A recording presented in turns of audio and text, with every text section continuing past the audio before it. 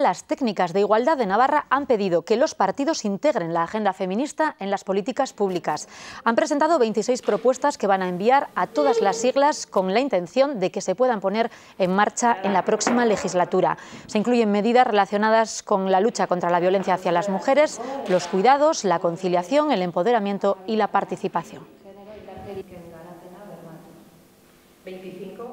Porque los grupos políticos que no tengan en cuenta las demandas de las mujeres, que somos el 51% de la población, y no las integren en sus programas políticos, pues estarán dando la espalda a una realidad en la que nos encontramos en estos momentos, ¿no? Que es la mayor parte de la sociedad.